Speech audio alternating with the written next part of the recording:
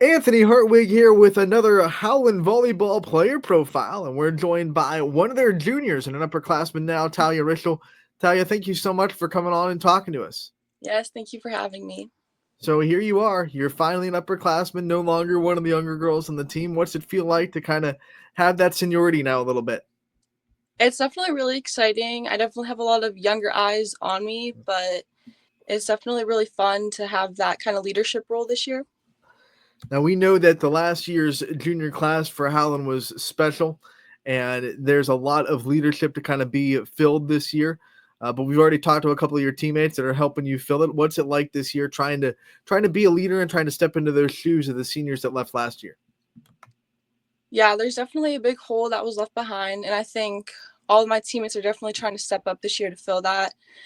I think leading by example this year is going to be really big, especially for the younger ones. So. Just because of your role on the team, though, you've always kind of been a leader on the floor. What are some ways that you think you're growing as a leader this year compared to maybe the last year? I think communication is really big, especially as a setter. Talking to your hitters, where do you want your set, everything, and just building that connection so that when you're in a game, it runs smoothly. So let's talk about being the setter and building that relationship with your hitters. What's it like for you to kind of put in that extra work, and be the person that touches the ball the most on the volleyball court? Yeah, there's definitely a big sense of pressure that comes with that, but it's definitely a privilege to get to touch the ball every single game, every single play. I think once you get into the flow of things, then it's just really fun, and I love what I do. So. I think setters have a very unique mindset because it takes a lot to be a setter. You just said it, there's a lot of pressure in that position. Talk about your mentality of this position and how long you've kind of worked at trying to be a setter and have that leadership mentality that you do have to have it. Yeah, I started setting in about 8th grade, and I wasn't too sure if I liked it or not because of the pressure. But coming in freshman year, I definitely got a really big opportunity, and I'm really thankful for it to get to set for varsity. And I think having the hitters and the teammates that I did and the coaches, they all believed in me more than I believed in myself. So coming in, my coach always told me, like, you have to think every single play. And getting used to doing that was definitely a lot. But I think my sophomore year, I kind of started to do that more, and now it's just natural. You got to think every play, think on your feet, who can put this ball down. Not every first year setter gets a chance to set for a Division 1 hitter like Mrs. Dykes, like you did. What would that do for you to be able to set with her and to be able to work with her for the year that you got to, and just kind of be able to work with that level of a hitter? Yeah, it was definitely a huge opportunity. She grew my skills a lot. She challenged me to be able to set quicker, faster. She was an amazing hitter, obviously, and getting to play at her level was really amazing. Obviously, this year there's going to be some new hitters on the varsity level. Talk about kind of building new relationships with them and building more chemistry with the ones that are coming up and stepping into bigger roles. Yeah, so obviously we have Mikey Bancic, Grace Kekkonen, and we're gonna bring up some younger hitters this year. So with Maya and Grace, we already have a pretty good connection. We're gonna keep working on it, work on faster sets, moving the game along. With the younger ones, we're definitely gonna get that connection going. In practices, it's definitely the most important part is them talking to me talking to them. So we'll definitely work on building that relationship. Talking to a couple of your teammates, it feels like there's a lot of confidence in this locker room of what this team could do. From your point of view, how confident is this group on the things that they can get accomplished this year? I think we're coming into the season very confident, especially with even though we lost people with what we accomplished last year, we still have a lot of talent still in this gym, especially younger girls coming up, stepping in. I think our class, we have our seniors this year who are playing a really big role. I think we all have a lot of confidence in what we can do this year, especially defensively. Anytime a team loses what Howland lost, there's always going to be the people on the outside that kind of, doubt you guys. Do you kind of feel like you're the underdogs this year and there's a little bit of a chip on your shoulder to kind of prove that you still have a lot of talent and enough to win the conference? Yeah, for sure. I mean, we're Howland. We're kind of always the underdogs. We're always doubted a little bit, but I think if we come in, we work hard every day, and we can prove to a lot of people that we got this. Let's talk about junior year in the classroom. Most of the people I talk to tell us that junior year is the hardest when it comes to the classwork and the workload. What are you doing to prepare yourself for junior year inside the school? Well, as a homeschooler, I do a lot of my work just from my computer at home. So I think that gives me a lot of freedom to be able to do school and volleyball and balance it pretty well. So, So I did not know that. So take us through what it's like to be someone that is homeschooled and still staying connected with your players and your friends that go to school. What's that like for you to be able to kind of stay connected with the team when you don't see them every day in the school like everybody else does? yeah, when I was younger, it was a little bit harder, but I play three sports. So I kind of see a lot of the same girls all year round. And a lot of them are my best friends now. So it's pretty nice. Do you think it makes the games and the practices that's a little bit more special to you since it's the only time you get to see them compared to maybe other players who get to see them all day and then get to see them in practice?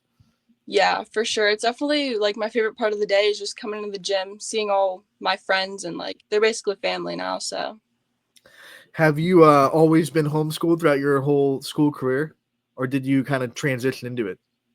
since about like fourth grade, so pretty much my whole life. All right, so talk about kind of the benefits of that. Like, what kind of things do you get from being homeschooled that you think are benefits to your education? Yeah. Well, in high school, I started taking CCP classes my freshman year and year. So that's definitely a really big benefit to me. And also being able to train during the day for all my sports, it's really beneficial. I don't have to wait till school's out.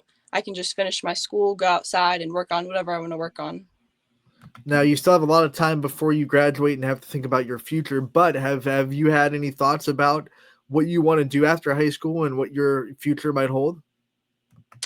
I've thought about it a little bit. I'm not too sure on a career yet, but I definitely want to play volleyball in college. What kind of things, just because you haven't thought of a career yet, what kind of things interest you outside of obviously sports? What kind of things do you think you'd be good at? What kind of skills do you have? I've definitely thought a lot about criminology and psychology. That just really interests me. I watch a lot of like cop shows and stuff, so something like that definitely is interesting. All right, let's open the what's the favorite cop show? There's so many of them out there. What's your favorite yeah, procedural out there? When I was younger, I really liked Chicago PD. Okay. I like the Is it the Rookie? Okay, that's those are good ones. Those are good ones. When you think about a college volleyball and your dreams of being able to play at the next level, what kind of things are you looking for in a program and in a school? What kind of things do you think a coach or a program could offer you that would make you feel like it would be a good fit? definitely a very close group, some very supportive team. You know, somewhere that feels like home, so that if I'm gone, like it's still comfortable. But someone that will definitely push me still. Would you prefer to travel a little bit or would you prefer to stay closer to home? I would prefer to travel a little bit, Mhm. just get out there. If you do kind of go away from home, what are going to be some things that I guess I should say everyday tasks that you haven't done for yourself because you have the comfort of home and the comfort of your parents that you'd have to learn how to do before you left the nest? Maybe cooking, I would say. My mom cooks pretty much every day, so learn that. I love baking, but cooking, we're still working on that. I'm sure your mom cooks up some great meals. What's one thing that you'd have to learn how to make before you left so you could still have it when you're alone? Um, Probably just any kind of meat, to be honest. Yes. Scares me a little bit. Talia the carnivore. Just give me meat. I like it. When you think about when we're talking about food, when you think about away games in volleyball or any sport, it's all about the snack bags, right? What's a good snack bag in your mind? Probably some kind of dried fruit, maybe chips or something, just to give me a little energy before the game. And then what's the drink of choice in a good snack bag? Definitely Gatorade. Okay, gonna put you on the spot here. What player parent brings the best snack bags on away games? Ooh, I would have to say Mrs. Waite, his mom. Of course. Of course, the coach of another team kind of knows what to do. It's perfectly in line with that. Coach Wait, we see you out there putting out the snack bags. Let's talk about the personal goals you have this year. What are some personal goals that you want to set up and get for yourself this junior season? This season, I definitely want to work on being quicker, so thinking quicker, being faster on my feet, still building that connection with all my players, working on being an all-around player, since we're lacking some people this year. Just being a leader for the younger girls. I definitely want to be that person that they can come to and talk to, whether it's about volleyball or about just life in general. I definitely want to be that person for them. All right, Talia, we want to in this player profile the same way we do every time. We want to give you the chance to take the limelight off yourself a little bit and shine on the people in your life that you think have meant the most to you, that have always been there to support you. So I want to give you your time to kind of give out some thank yous and some shout outs. Yeah, definitely like to thank my parents for putting me in club, always coming to all my games, supporting me. My coaches, they're always pushing me to be better every day. Definitely my Kubancic, she's my best friend, and we definitely keep each other accountable on and off the court. So it's really great to have that friendship. So yeah. All right, Talia, we want to thank you so much for coming on and talking to us about your junior season. We appreciate it. We will be out there covering you all season, and we can't wait to talk to you real soon. Thank you so much.